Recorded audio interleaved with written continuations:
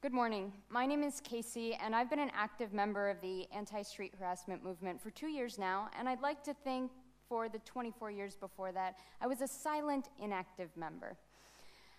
Now, I was really nervous about coming here today, really anxious and full of dread, because I really wanted to bring some unbelievable story and its universal truths to you today, but I honestly don't believe that I have those.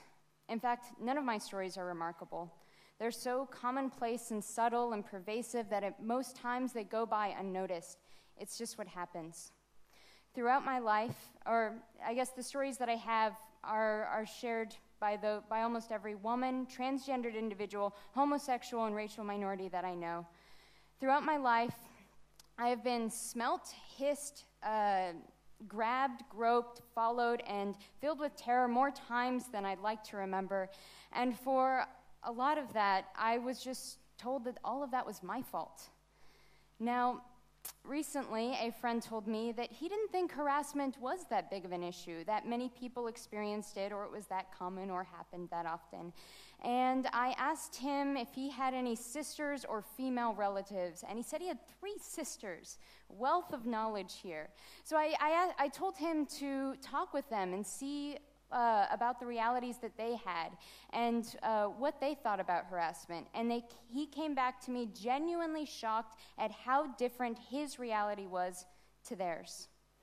So in April of 2011, I had been living in Istanbul for 6 months when I came across the Hollaback website. Hollaback is an international organization that works with local activists to create blogs that map street harassment. And throughout this vast network, which has 62 sites around the world today, there have been tens of thousands of story submissions. Now, when I initially saw this, there were only 10 or 15 blogs, and I went through all of them. I was just so excited and fascinated by this idea that I could share my very personal stories with harassment in such a safe and open forum. Now, I have stories big and small about how people have violated me in my personal space, and for so long, I just kept those stories deep inside, pretending that they just didn't exist, that they never happened. And so I submitted a few of my own stories right then and there, anonymously, and I was so vindicated and energized by the action of doing that. And by just submitting my stories, it made those stories real for me, but more importantly, real for someone else. And so I thought to myself, why not bring a Hollaback blog to Istanbul? I mean, I knew from personal experience that just clicking submit could be so significant on an individual level, and I knew that because it was so significant for me. And it's because just sharing your stories can be so empowering after being intimidated and humiliated. Sharing our stories allows us to voice our anger. It humanizes us whenever we're left feeling numb, and it can cleanse us after feeling disgusting and dirty. But this all begs the logistical question, right? How on earth was I going to do something like this? And would it even be appropriate? I'm a guest in Turkey. I'm in a foreign land that has a foreign language and a foreign culture. I have no family or personal connections to Turkey. In fact, one of the main reasons I ended up Turkey was actually after watching a BBC special of Christmas celebrations around the world. And Istanbul's New Year's celebrations are persuasively festive. I'm the wrong person for something like this. Linguistically, my restaurant Türkçe was not going to cut it. But the thing is that it has, and I've been able to do so much more than I ever thought possible. Now, this could be a right place, right time type of thing. Istanbul, as the center of the world for much of history, is a place of new peoples exchanging ideas and interaction. And then combine that with the fact that I think Turks are among the most tech-savvy people I've ever met, and among the most hospitable. So as a young foreign woman trying to start a social justice endeavor, I felt as though people were constantly going out of their way to help me out and to support the cause. And then you combine that with social media, mobile technologies, and you might just have the correct conditions for kismet, fate. Or it just could be the subject matter. So I would like everyone to think, have you ever been harassed or seen harassment, or do you know of at least one person who has? Now, harassment can be big and small. It's a wide range of things. It can be inappropriate gestures, comments, touching someone, blocking someone's path, basically anything done as a form of intimidation. So have you been intimidated, seen intimidation, or do you know of one person in your life who has? You're not alone, and neither am I. 70% of our respondents to our preliminary survey said that they had been harassed in Istanbul at least once a month. 70%. It's an issue almost everyone can relate to, and it's emotional, and it's a problem.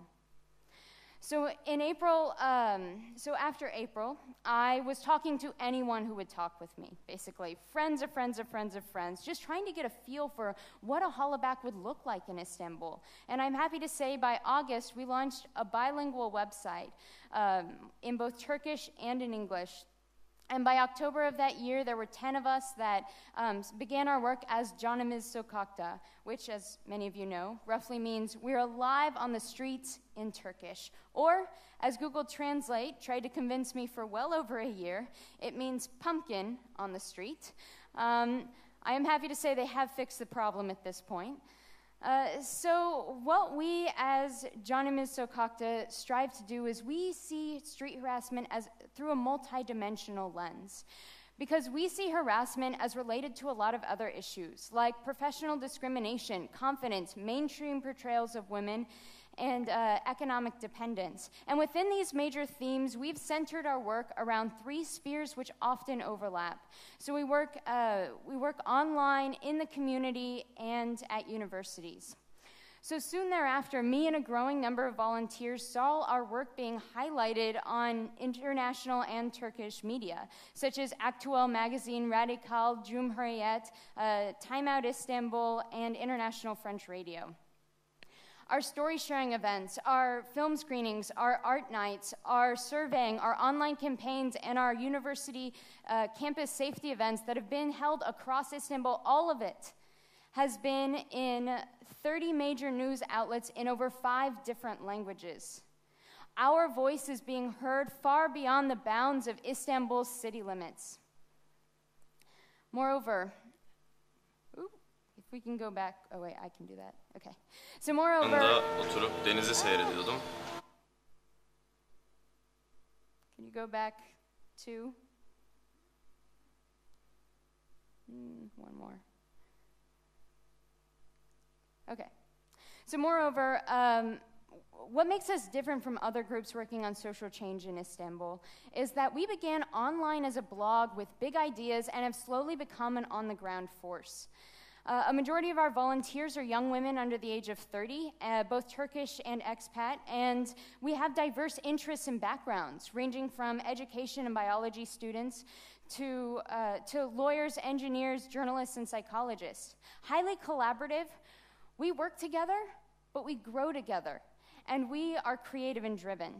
So I wanted to show a clip of a film that we put together last summer, and we wanted to try and include men into the discussion of gender-based violence in our I've Got Your Back campaign. And the stories in this are actual stories submitted by women on our website. So if we can play the video now, take a look. Meydanında oturup denizi seyrediyordum. Karşımda bir adam durmadan göz kırpıp gülümsüyordu bana. Rahatsız olduğum için farklı bir yerde oturdum ama söz konusu şahıs yine karşımda bir yer bulup beni rahatsız etmeye devam etti. Bu durumdan çok sıkıldığım için manzaranın tadını çıkaramadan oradan gitmek zorunda kaldım. Bir süre sonra arkama dönüp baktığımda adamın peşimden koştuğunu gördüm. Paniğe kapılarak ilk gördüğüm taksiye bindim. Beşiktaş stadının oradan Taksim'e doğru giden kalabalık bir otobüsteydim. Bir anda bacaklarımın arasında bir şey fark ettim. Aşağı dönüp baktığımda bir adamın arkamda durduğunu ve bacaklarımı ellediğini, bana sürtündüğünü fark ettim. Bugün hala o adama doğru dönüp bağırmadığım için ve ne kadar utanç verici bir şey yaptığını söylemediğim için pişmanım. Hala o yoldan geçtiğimde bu olayı hatırlıyorum ve kendimi çok kötü hissediyorum. Okay. Back to me. Thank you. So through targeting harassment by so many different angles, we are passionate that we are at the forefront of meaningful change. Now, throughout the past 2 years, or I guess 2 years ago actually this month, I made the decision to no longer be silent about street harassment, and for the past 2 years, I have been filled with nearly paralyzing fear and self-doubt. Fear that I am not the right person to be starting something like this, and fear that I shouldn't even be up here right now representing an organization to you, an organization that uses international tools for localized Turkish solutions. But the thing is that silence is worse than fear. I could no longer stay silent about the harassment that I and so many others have experienced and will continue to experience for the rest of our lives, and let me repeat that. We will continue to experience harassment for the rest of our lives. It's no exaggeration. I know now that harassment isn't about sex. It's not about flirting or lust or passion, but harassment is about the domination and the power that someone holds over you and their ability to make you into an object whenever and wherever they please. And that happens anywhere, and it happens at any age. Girls as young as 12 and women as old as 65 have submitted stories on our website, and we know from the 61 other Hollaback blogs around the world that Istanbul's no exception. So for the past 2 years, I've learned 3 major things that I wanted to share today. And the first is that even as a foreigner, you can be involved in meaningful local change. Now, in fact, as a foreigner, you're already involved in change. And that's the change that comes along with globalization and increased cosmopolitanism. But you can still be a part of progress locally, even though, and I tell you this from experience, you might constantly feel as though you're walking on this tightrope, completely nervous and full of fear that you're going to cross any cultural boundaries or be disrespectful in any way. But the thing is that as outsiders, we are held to different standards. And within those different standards, we have the flexibility and the room to make societal change and to make that choice. The choice to no longer stay silent. Second, through my work in bringing awareness on issues of harassment, discrimination, and inequality, I've learned now that more than ever before, silence is a choice. So whether you respond to a harasser in the moment, whether you complain to the police, submit a story on our website, stand up for someone who needs help, ask for help, join a movement, or cry on the shoulder of your friend, speak out. Tell your story. By staying silent about street harassment, we are tacitly accepting and legitimizing these actions. It's basically saying, someone grabbed me in the street, but it's okay. It's like it never happened. And when we stay silent about street harassment, we stay silent about other forms of intimidation and violence. If society says that it's okay for someone to grab me in the street in public where everyone can see, then what is it okay for that stranger to do to their family members in the seclusion and in the privacy of their home? Silence. Silence is a choice. Finally, the other thing that I've learned has a lot to do with what's at the center of Canımız Sokakta, which is what I call structural voice. Essentially, we are trying to build the formations in place where if you want to make the choice to speak out, society will hear you. Now, the first thing we did to do this was actually to work with Hollaback to create the blog. So this is the map with stories on them, and you can see how people have contributed over time. The other things that we've done have included our story sharing sessions, where those who have experienced harassment can come forward in an open and safe environment and receive psychological and legal counseling. Our women leadership workshops, where those who have where we work with them to articulate their professional ambitions and to let them know how they can handle discrimination and harassment in and out of the workplace. Our online resources try and help you find empowered responses to harassment, whether as a victim or as a witness, and those are responses that you feel comfortable with. All of these things are mechanisms that we are trying to put in place so that way we can collectively feel more safe, more comfortable, and more able to speak out and no longer stay silent. We're in a world where harassment complaints are just shoved aside with insinuations that skirts are too short or lips are too red. where rape victims are blamed, and where the police, the media, and civil society systematically try and silence those who speak out. But the thing is that we can together create a community against violence and harassment. We can demand more from those who are meant to protect and to serve us, and we can become more educated on our available tools and our legal rights. And through doing all of these, we can create a platform where everyone, not just those in this room or those with the most resources in society, but where everyone has that ability to make that choice to no longer stay silent. Canımız Sokakta is trying to build the structures in place where if you want to talk, you can do so and will be heard. I just wanted to leave with one last thought, and that's that harassment, it's not a women's issue. It's not an LGBTQ issue. It's not a race issue. It's not even a Turkish issue. It's our issue, and it's worldwide.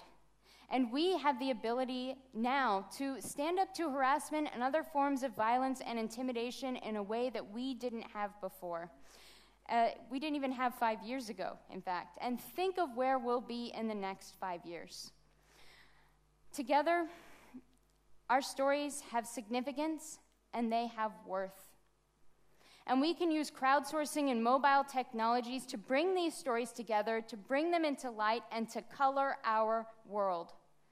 And this is impossible in a world of silence. Thank you. Kacie, thank you. Yeah? Tell me something. Yeah.